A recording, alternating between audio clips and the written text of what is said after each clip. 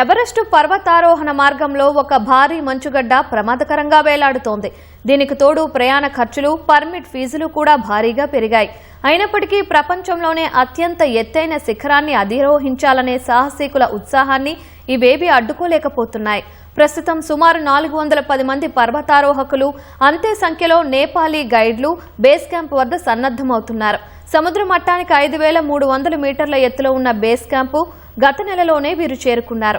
మార్గం మధ్యలో అత్యంత ప్రమాదకరంగా ఉన్న భారీ మంచుగడ్డ కారణంగా 2 వారాలకు పైగా వారి ప్రయాణం నిలిచిపోయింది.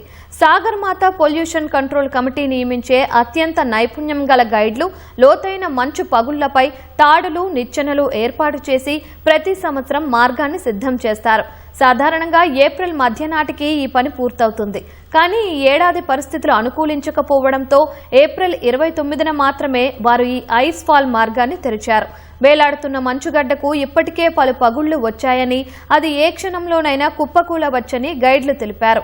కొత్తగా సిద్ధం చేసిన మార్గం సరిగ్గా భారీ మంచుగడ్డ కింద నుంచే వెళ్తుండడం ఇప్పుడు మరింత ఆందోళన కలిగిస్తోంది. इस वाली को 2026 को